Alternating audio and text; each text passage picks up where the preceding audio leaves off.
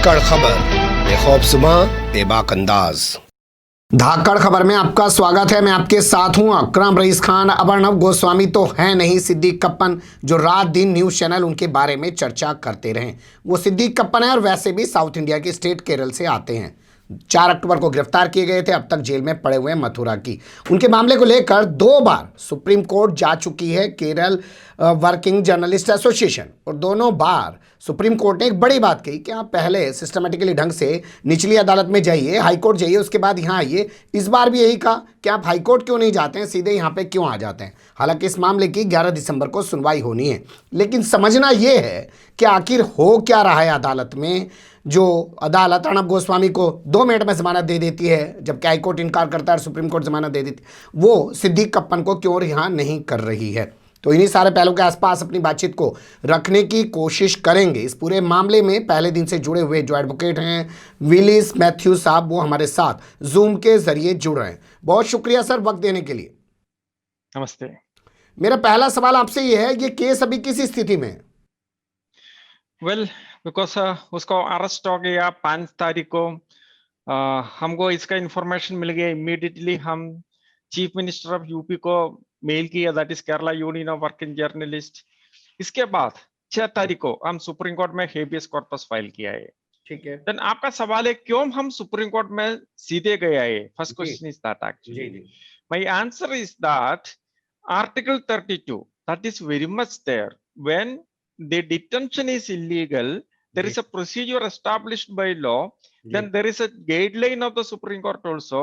CA DK Basu versus State of West Bengal. किसी वजह से पुलिस ने D K Basu versus state of West Bengal follow किया, तो उसका फैमिली मेंबर और उसको दोस्त लोगों को मालूम होना था, पर तो इसमें ये नहीं हुआ है। इसके वजह से हम डायरेक्ट सुप्रीम कोर्ट में गया, नंबर 1।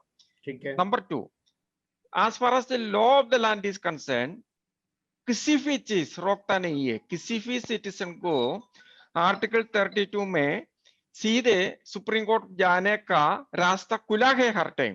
ठीक है। Because supreme court is the guardian of the constitution. इसके वजह से किसी भी सिटीजन को डायरेक्ट सुप्रीम कोर्ट में जा सकते हैं। तीसरा बात ऐसा है, देखो चीफ जस्टिस साहब ने ऐसे बोला है, क्यों आप इधर आ गया नीचे कोर्ट में जाना। बात सही है। जनरल कंडीशंस में प्रोसीजर एस्टैब्लिश्ड बाय लॉ के अनुसार हर लोग सीधे सुप्रीम कोर्ट जाएगा तो उधर का काम नहीं जाएगा। So it is only a matter of practical interpretation of the procedure established by law. ठीक है। परंतु हम सीधे सुप्रीम कोर्ट गया, इसका कारण हमने स्थापित किया है। रीजन यही है, किसी टाइम उसको अरेस्ट हुआ था, सुप्रीम कोर्ट का गाइडलाइन स्टेट ने फॉलो नहीं किया है, और उसको काउंटर में ऐसे लिखा है, उसको अंकल को चाचा को वगैरह इन्फॉर्म किया है, वो भी ठीक नहीं था। ये नंबर में मैं अपने आप कोशिश किया था, ये यूपी का किसी नंबर है। केरला मलप्पुरम वाला सिद्दीकापन को बिल्कुल चाचा यूपी में नहीं होना चाहिए, हो सकते हैं, ऐसा नहीं बोल रहे, उसको कोई रिश्ता नहीं है, कुछ भी नहीं है। सो एक चीज रिकॉर्ड में आ गया है, ये procedure established by law follow नहीं किया है इसके अनुसार। और दूसरा बात, ये बेलेबल ऑफेंस में था स्टार्टिंग में, इसके वजह से हर तरफ से अपना हेबियस कॉर्पस मेंटेनेबल है, इसके वजह से हम सुप्रीम कोर्ट में गया। लेकिन सुप्रीम कोर्ट आपकी बात क्या समझ नहीं पा रहा है कि आप सुप्रीम कोर्ट के सामने सही तरीके से तथ्य नहीं रख पा रहे हैं? पहली बार आपको वापस कर दिया, अब दोबारा फिर आप गए, वो भी क्लियर बताइए थोड़ा सा।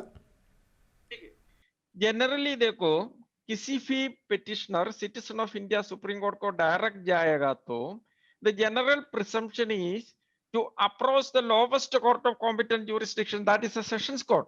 ठीक है। इसके अनुसार करना हम दो को क्या किया है, इमीडिएटली हमको समझ गया है ये अरेस्ट इलीगल है, इसके हेबियस कॉर्पस फाइल किया।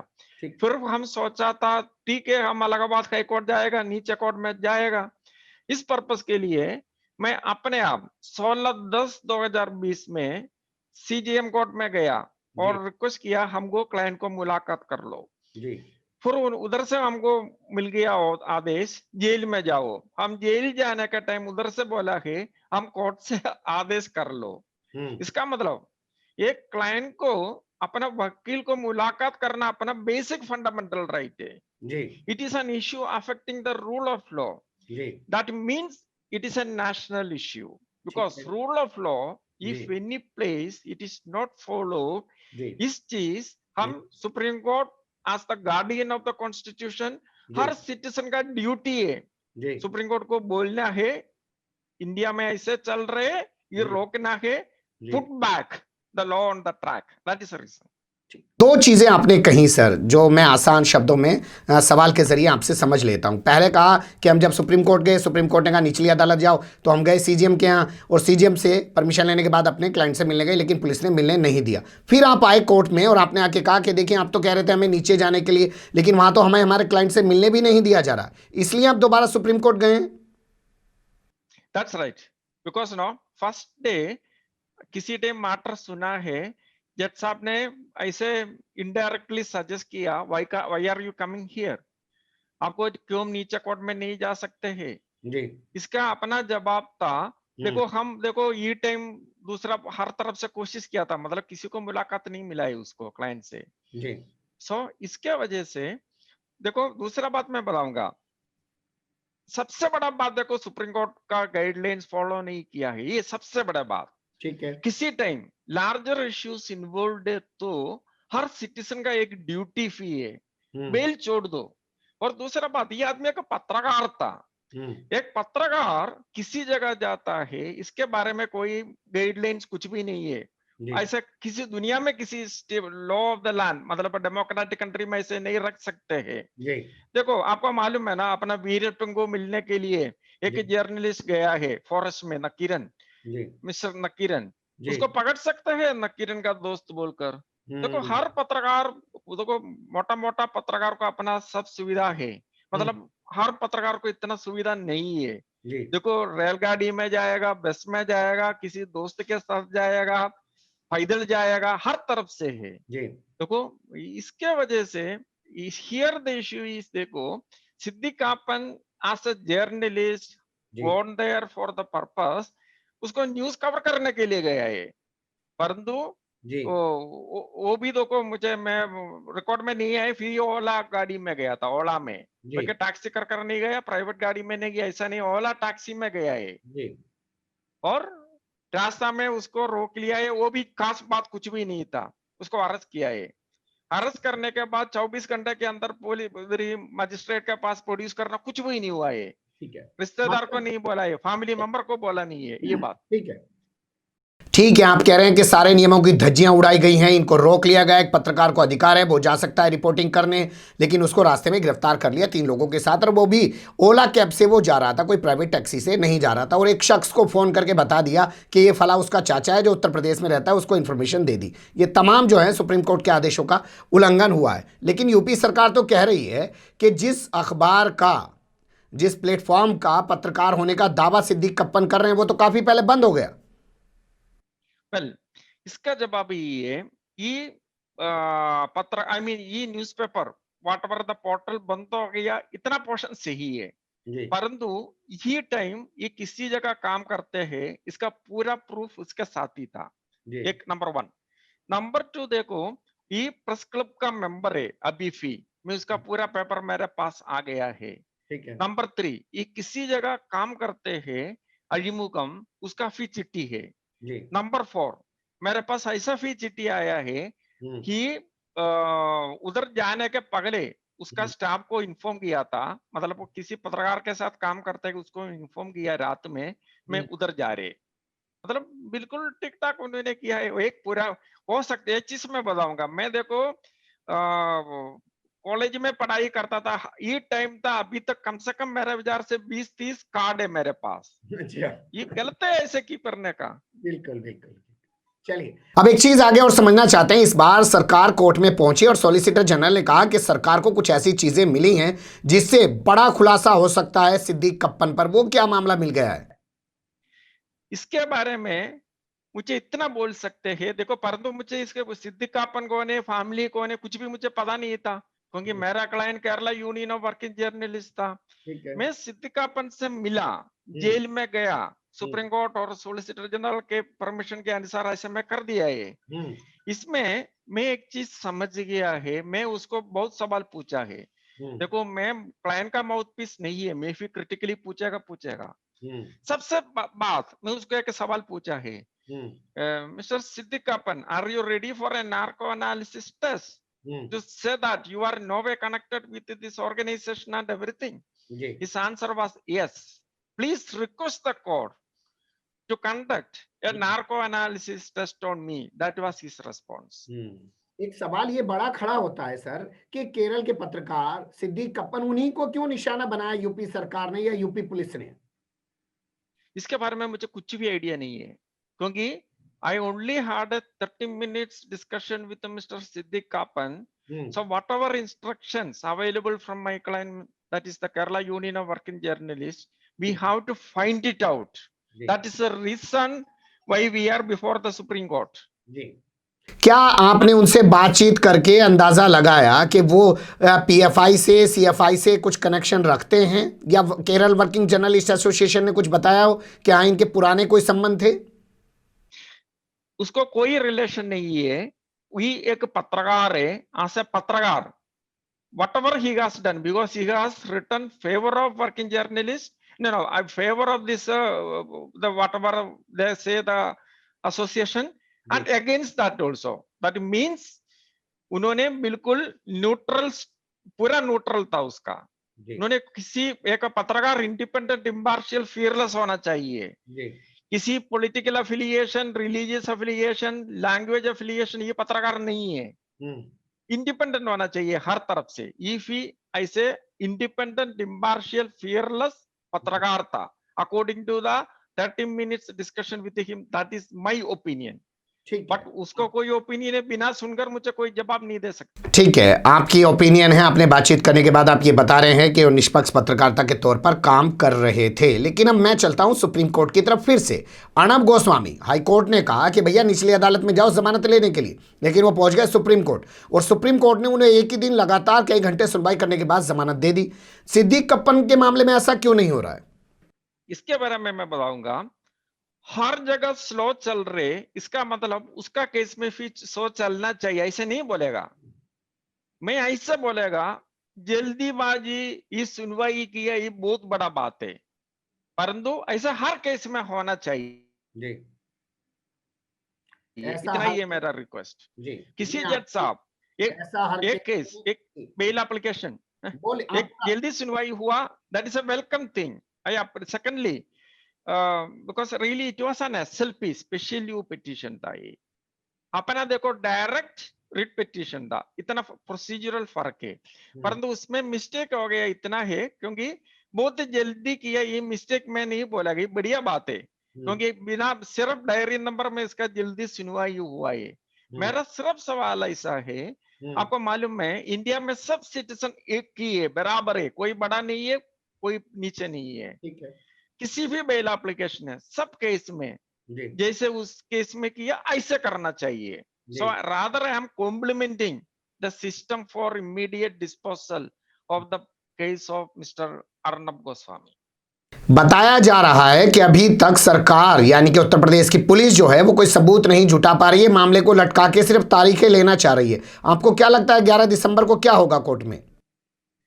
इसके बारे में देखो, उसको इन्वेस्टिगेशन क्या है मुझे पता नहीं। नंबर 1 उन्होंने बोला, बहुत चीज से बोला। नंबर 2 मुझे इतना बोल सकते हैं, उन्होंने काउंटर फाइल किया, इसमें पूरा ही पूरा ज्यादा झूठ था, पक्का क्लियर झूठ था, सच का कुछ भी चीज नहीं था, क्योंकि उन्होंने बहुत चीज लिखा है। DK Basu versus state of West Bengal के बारे में हमने कंप्लेंट किया है, ये 100% झूठी था। परंतु एक सरकार, देखो एक चीज ध्यान रखना पड़ेगा, एक सरकार एक एफिडेविट फाइल करते हैं, हर सिटीजन को बराबर देखना चाहिए। प्रोसिक्यूशन का माउथ पीस नहीं है ये चीज, क्योंकि उसका ड्यूटी था in a just, fair and reasonable manner एक जवाब देना, उसको ड्यूटी था। इसमें बहुत गलत हो गया ये चीज।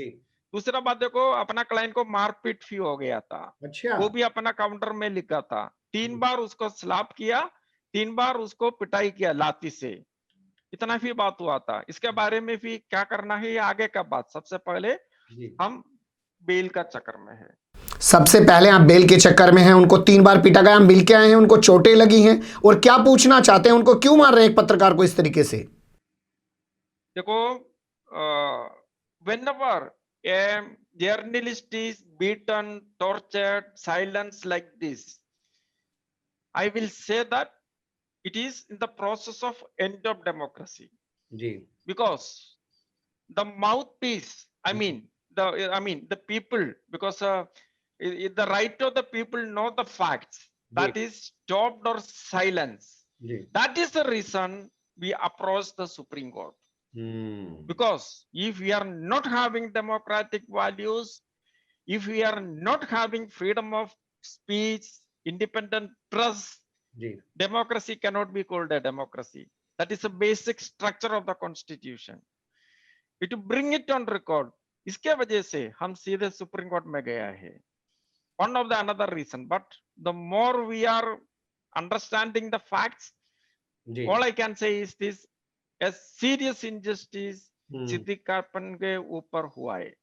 बिल्कुल सही आप सवाल उठा रहे हैं कि मामला सुप्रीम कोर्ट में जाने लायक था, इसलिए हम फौरन सुप्रीम कोर्ट पहुंचे हैं और सुप्रीम कोर्ट से ही इसमें इंसाफ होना है, क्योंकि उत्तर प्रदेश सरकार ने, पुलिस सिस्टम ने, पुलिस ने जो कुछ एक पत्रकार के साथ किया उस पर सवाल उठना लाजमी है. संविधान के उल्लंघन का मामला बन रहा है. ये यूएपीए लगाना क्या इसीलिए है कि लंबे टाइम तक जेल में रखिए? UAPA is misused a lot. This is not the only case. The best way to silence an enterprising person is to invoke UAPA. जी देखो, 5 साल 10 साल ट्रायल के बाद उन्होंने फ्री कर दिया, कोई नहीं रिपोर्ट नहीं करेगा. ये लोगों के आगे he is a terrorist. Once a person is labeled as a terrorist, everybody will go away from that. जी Am I right or not? बिल्कुल So it is because it should be, it should rethought. Process is required. I mean, UAPA cannot be invoked in a casual way as is happening nowadays. The main reason is the delay in the administration of justice. जी देखो, normal case में हम नीचे court में जाएगा, उधर देखो 6 महीने जा सकते हैं, फिर हाई कोर्ट जाएगा, उधर 2 साल जा सकते हैं, सुप्रीम कोर्ट में आएगा, उधर 3 जा सकते हैं. पर कोई लोग मालूम है इसके बारे में? सिटिंग का अपन देखो, ज्यादा 3 महीने तक लोग सोचेगा, इसके बाद लोग सोचेगा नहीं है. सही और नहीं है मेरा बात? इसके वजह से we want a permanent solution. Permanent solution. बिल्कुल सही मुद्दा आप उठा रहे हैं कि परमानेंट सोल्यूशन होना चाहिए, वरना सिद्दीक कप्पन जैसे लोगों को ऐसे यूएपीए लगाकर जेल में डालने का ये फार्मूला सरकारें चलाती रहेंगी. क्या लगता है 11 दिसंबर को क्या होगा सर? देखो, इसके बारे में number 1, really whatever records available with us, you have brought on record, and I can say based on the conference with Mr. Siddiq Kappan, मैं उसका बीवी से भी बात किया है और अपना Kerala union of working journalist से भी मैं बात किया है. इसके अनुसार my point is this: mister Siddique Kappan should get as on today, based on the information available with me today, at least 100 crores compensation. That is what I want to say, minimum, because minimum of minimum, because the reason is this. Otherwise किसी को जब मर्जी arrest कर लो फिर छोड़ दो, ये सिर्फ बेल का बात नहीं है. We want to bring the rule of law back on the track. It is not just the case of UP, it is, I am talking about India. If it is the case of UP, मैं सीधे जाना था नीचे court में, high court में, Supreme Court में. So it is a matter of India. It is happening in many states. बिल्कुल सही मुद्दा आपने पकड़ा है कि सिर्फ ये यूपी का केस नहीं है, ये पूरे देश में इस तरीके से किया जा रहा है. और 100 करोड़ का कंपनसेशन यानी कि मुआवजा हमें चाहिए. सिर्फ जमानत के लिए हम लड़ाई नहीं लड़ रहे हैं. It should have a deterrent effect. It is not just like compensating the person victim of crime. It should have a deterrent effect. That is also UAPA. Without any documents in support. बहुत शुक्रिया sir. 11 तारीख के बाद फिर हो सकता है आपसे एक बार जुड़ने की कोशिश करेंगे. आपने अपने बिजी शेड्यूल से थोड़ा वक्त निकाला हमारे लिए, आपका बहुत शुक्रिया, मेहरबानी आपकी.